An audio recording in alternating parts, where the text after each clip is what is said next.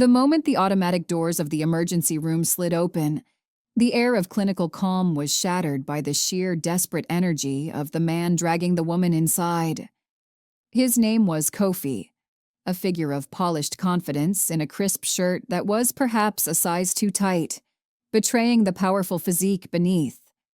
The woman, Zola, was a crumpled figure of silent misery, her head lolling against his shoulder, a dark, star-shaped stain of dried blood marring her lips and chin.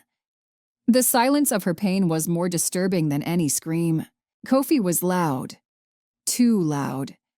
He spoke in rapid, breathless bursts about a tragic fall down the stairs, a clumsy accident that had left his beloved wife unconscious. His performance was flawless, the concerned husband, panicked but in control. Yet every nurse and orderly who witnessed the scene saw the discrepancies. The frantic urgency of his manner sharply contrasted with the deep, haunting stillness of Zola's body. Nurse Eli Cole, a veteran of countless late-night shifts, saw the truth not in the wounds themselves, a nasty gash on the forehead, a developing bruise around the left eye, but in the victim's eyes. Even semi-conscious, Zola's dark eyes, when they fluttered open for a moment, held a terror that wasn't directed at the pain, but at the person holding her. They were empty, stripped of the soul's light, replaced by a deep, vacant despair that Eli had seen far too often. She saw the fear of the truth being spoken, the deep-seated worry of what would happen if the fragile, fabricated story shattered. As they moved Zola onto a gurney, the true horror of the situation began to reveal itself. Dr. Jones, sharp-eyed and seasoned, noted the telltale signs of defensive injuries, multiple fractured ribs at different stages of healing, indicating a history of abuse. This wasn't a fall down the stairs. This was a sustained, brutal assault that had lasted far longer than just one day. The severity of the internal damage suggested a relentless, methodical application of force. Zola hadn't just been hit. She had been systematically battered. Kofi hovered like a predator, demanding updates, his voice a low, insistent rumble that made the staff uncomfortable. When Dr. Jones asked Kofi to step out so they could assess Zola properly, the facade finally cracked. Kofi's jaw clenched. His eyes flashed with a cold, terrifying anger that spoke volumes. This was not the look of a worried husband. It was the glare of a man whose control was being threatened. For the first time, Zola's eyes, fixed on her husband's receding back, didn't hold fear, but a flicker, a tiny, fragile spark of hope. Zola was moved to a private room, her body heavily bandaged, her spirit more wounded than her fractured bones. The hospital became her temporary fortress, a haven where the simple act of breathing without fear felt like an act of rebellion. But even within those antiseptic walls, the silent code of fear held her captive. Kofi's constant calls and looming presence at the nurse's station were a persistent, low-frequency hum of danger. Nurse Eli Cole became Zola's confidant, a silent, unwavering guardian. Eli knew better than to ask direct questions. Directness invited denial, a survival mechanism deeply rooted in trauma. Instead, Eli spoke the language of empathy and connection, validating Zola's unspoken pain. "You don't have to talk, honey," Eli would murmur, gently adjusting the IV drip. "But you need to know you are safe here. We are here for you. We believe you." This was not just a nurse speaking. It was a sister, a mother, offering a non-judgmental space. The turning point came when a social worker, Ms. Reynolds, entered the conversation. Ms. Reynolds didn't push for details. She painted a picture of alternatives. She talked about shelters, legal aid, and most importantly, about Nia, Zola's younger sister, whom Kofi had systematically isolated from Zola's life. The mention of Nia, a lifeline buried under years of emotional manipulation, broke through the wall. It wasn't a sudden, dramatic confession. It started with a whisper, a truth so terrifying it choked her. He hit me with the base of the lamp. He said I broke the glass, but It was him. The words once spoken were like shards of glass tearing through the silence, but they were also liberating. She confessed years of being his personal punching bag, of being financially and emotionally trapped. She described her life as a performance, a constant, exhausting effort to anticipate his moods and avoid his rage. I want to be safe, she finally managed, the tears falling silently onto the crisp white hospital sheet. I want my life back. The hope that had flickered in her eyes in the ER now ignited into a small, steady flame. Ms. Reynolds and Eli exchanged a knowing look. The facade had fully crumbled. The journey toward justice and self-reclamation had just begun. The first person Ms. Reynolds contacted was Naya, Zola's younger sister. Nia was the one person Kofi had worked hardest to erase from Zola's life, utilizing psychological manipulation to sow doubt and create distance. He told Zola that Naya judged her, that Nia was jealous of their perfect life, successfully severing the bond over a lie. When Nia received the call from the social worker, the disbelief was instant, quickly replaced by a cold, burning rage. Naya knew her sister was unhappy, but the extent of the abuse, physical, emotional, and financial, was a horrific revelation. She immediately flew in, her presence a silent, fierce commitment to Zola's freedom. Seeing her sister in that hospital bed, broken yet bravely choosing to speak the truth, solidified Nia's resolve. We will fight this, Zola. You are not alone, never again. The next step was pivotal, securing legal representation.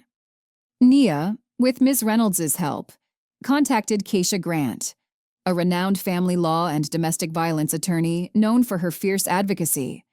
Keisha was not just a lawyer. She was a strategic thinker who understood the subtle psychological warfare that Kofi had waged. Keisha's strategy was multi-layered. Immediate protection. First, obtaining a temporary restraining order to legally keep Kofi away from Zola. Evidence collection. Systematically collecting all medical records, police reports, and witness testimonies. Dr. Jones, Nurse Cole, Ms. Reynolds. Psychological profile.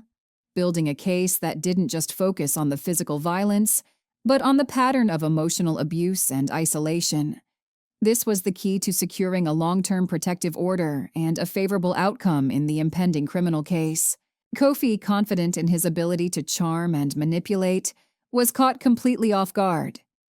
He believed his accidental fall story, backed by his fabricated image as a successful, caring husband, would hold up.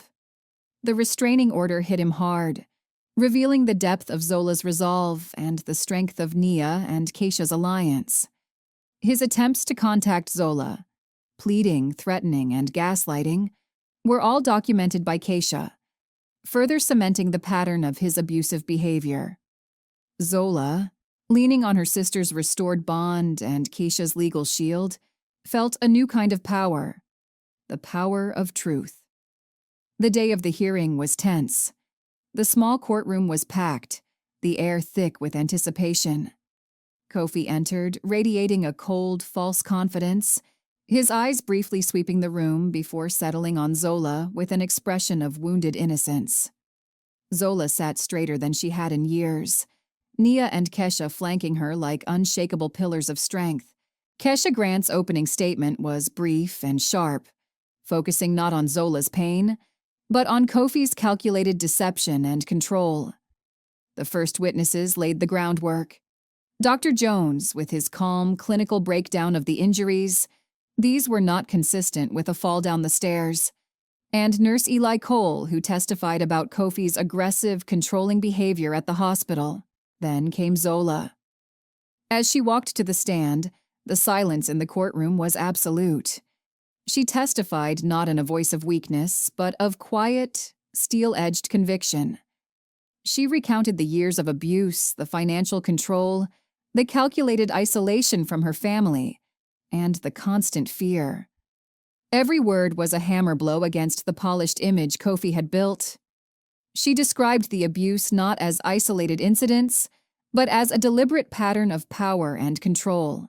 Kofi's lawyer tried to discredit her, questioning her memory, her mental state, and even suggesting she fabricated the story for financial gain.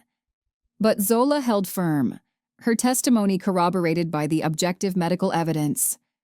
Her voice, though soft, carried the full, unvarnished weight of the truth. The most crucial moment came unexpectedly. Keisha called a final witness. Aaliyah. Aaliyah was a young girl Zola had briefly met at a women's shelter years ago. A temporary stop Zola had made before Kofi convinced her to return home. Kofi hadn't been charged with abuse then, but Zola had confessed her truth to Aaliyah. Aaliyah testified to the terrified, whispered warnings Zola had given her about Kofi back then, years before the most recent incident. Aaliyah's testimony was the breaking point. It was independent proof that Zola's fears were chronic and deep-seated. For the first time, Kofi's composure completely fractured. He rose, roaring an objection, his refined mask dissolving into a contorted visage of pure, unadulterated rage and denial. The judge immediately ordered him to sit down, the outburst having sealed the truth more effectively than any testimony. The verdict came swiftly, cutting through the final shreds of Kofi's arrogance. The judge, having witnessed the explosive outburst and weighed the undeniable medical and testimonial evidence, ruled decisively against Kofi. He was sentenced to 8 years in federal prison for battery, assault, and attempted strangulation, with a lifetime restraining order preventing any contact with Zola. The sentence was a powerful affirmation that the system, though slow, could deliver justice when the victim was brave enough to speak. Zola did not celebrate. She simply stood, taking a deep, shuddering breath that was the first true, unchoked breath of her adult life.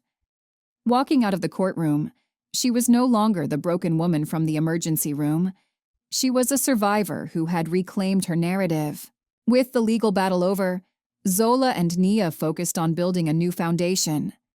Nia had put her life on hold, and now she helped Zola secure a small, brightly lit apartment in a neighborhood far away from Kofi's influence. It was simple, but it was hers. It represented a profound new beginning, a symbol of her hard-won independence. The first symbolic act of her freedom was cutting her long, damaged hair, the hair Kofi had liked to grab during his rages. It was an act of severance, shedding the physical embodiment of her past life. She decided to return to school, enrolling in a social work program. She wanted to be a voice for those still trapped in the silent code of abuse. Zola became deeply involved with a local women's shelter, becoming a peer counselor. She spoke to women who looked just like she had, eyes full of fear and doubt. She shared her story not to scare them, but to inspire them, using her own life as social proof that escape was possible. The transition from victim to survivor was far from easy. It was a daily, conscious choice. Zola struggled with the echoes of Kofi's manipulation, the internalized voices of doubt and fear that had once been her normal. Some days, the simple act of leaving the house felt monumental, but she pushed through, driven by the memory of the empty look in her own eyes and the unwavering support of Naya. Her commitment to her studies became her anchor. In the social work program, she found a purpose that transcended her own trauma. She learned about the systemic nature of domestic abuse, the psychology of manipulation, and the resources available for survivors. Knowledge became her new armor. Her essays were not just academic exercises. They were visceral, deeply personal reflections on her journey, earning her the respect of her professors and classmates. One of Zola's most significant acts of self-reclamation was reclaiming her finances. Kofi had made her financially dependent, a classic tactic of control. With the help of a financial advisor at the shelter, she learned to budget, started an emergency fund, and took courses on investment. Financial independence was not just about money. It was about sovereignty, the ultimate rejection of Kofi's control. She started tutoring other students at the local community center, turning her knowledge into a small, steady income. This was not about getting rich. It was about the profound satisfaction of earning a living on her own terms. Every paycheck was a tangible reminder that she was fully self-reliant. The simple, quiet joy of making her own coffee, choosing her own clothes, and arranging her apartment exactly as she wished was the true definition of freedom. Nia's role was crucial. She was the one who provided the unconditional love and support that Zola desperately needed. She never judged, never rushed the healing process, and simply offered a steady, reliable presence. Nia helped Zola sort through her past, not by dwelling on the trauma, but by helping her reclaim cherished memories that Kofi had tried to taint. Their bond grew stronger than ever. They laughed over old photo albums, sharing the history that Kofi had tried to erase. They began to build new traditions, simple moments like weekly sister dinners and long, quiet walks in the park. These moments of simple connection were the true medicine for Zola's soul. Zola also found healing in the community at the shelter, the sisterhood of survivors. She connected deeply with Aliyah, the girl who had unknowingly saved her life on the stand. Aliyah, now a young adult, often came back to the center to thank Zola. Their shared experience created a powerful, silent understanding, a living testament to the fact that their darkest moments could be transformed into their greatest strength. She realized that while she lost a decade of her life to Kofi, the strength and clarity she gained were priceless. She learned that she didn't need a savior. She was her own Vaikutine. This revelation, this awakening of her inner power, transformed her perspective on life. She was no longer trying to return to the woman she was before Kofi. She was forging a stronger, wiser woman he could never touch. The focus shifted from healing a wound to building a future. For Zola, finding her freedom was closely tied to restoring her faith. Kofi had used religion and emotional manipulation as tools of control, twisting scripture and isolating her from her spiritual community. Now, free from his poison, Zola slowly and intentionally began to rebuild her spiritual life. She found solace not in the rigid structure Kofi had forced upon her, but in the simple act of gratitude. She was grateful for the simple blessings: the morning sun, the smell of fresh coffee, Nia's laugh, and the fact that she was alive and free. This gratitude was her new form of spiritual practice, a constant, gentle reminder of the grace she had been given. Zola realized that the trauma had left a void, a hojen of despair. But she learned that she could fill that emptiness not with a frantic search for happiness, but with quiet and nin. She found peace in helping others, in her studies, and in the small acts of kindness she offered daily at the shelter. She started writing in a journal, not about Kofi, but about her future. She envisioned her graduation, her first job as a social worker, and the day she would finally feel whole. This act of Qiantao, building her own destiny, was the ultimate act of self-love and spiritual maturity. She found her own Kan Kwachan Li, a path toward a life defined by her choices, not by her trauma. Zola's story became a powerful testimony on the virtues of self-reliance. She often spoke at community events and shared her journey, emphasizing that the path to freedom begins with small, seemingly insignificant decisions. She wasn't an extraordinary person. She was an ordinary person who had made extraordinary choices. She outlined the 3 major lies that abusers use to keep their victims trapped. The lie of isolation. You have no one else who cares about you. The lie of financial dependency. You can't make it without me. The lie of fault. This is your fault. If you were better, this wouldn't happen. Zola encouraged women to break the barrier of silence. She urged them to find just one person to confide in, a friend, a nurse, a social worker, because that single act of honesty is the unlocking that begins the escape. You are not a gained nung burden, she would tell her peers, addressing the fear that haunts so many. The only thing you are carrying is the weight of a secret that doesn't belong to you. Your life, your independence, and your voice are the most precious things you own. Defeat the fear, and you will overcome the violence. Her greatest message was one of hope and honor. She honored the struggle, the quiet strength it took to survive each day, and the immense courage it took to choose a new path. She was living proof that even after a life blow, you could not only survive but thrive, turning your scars into your greatest symbols of strength. Zola's life story remains an unfinished one, a powerful ongoing narrative of resilience. The trauma never fully disappears, but it becomes a quiet force, a powerful teacher that guides her choices. She learned to live with the echoes, turning the volume down on the bad memories and amplifying the moments of happiness and peace. She often reflected on the moment in the emergency room when she finally chose to break the silent code. It wasn't a heroic moment. It was a moment of utter exhaustion, a tipping point where the fear of staying finally outweighed the fear of leaving. That moment, born of desperation, became the most powerful decision of her life. Zola completed her social work degree with honors and now dedicates her life to helping others, often working closely with the very hospital staff who saved her life. She and Nia, the two sisters whom Kofi tried so hard to separate, were now an unbreakable force, a constant source of support and fierce protection for each other.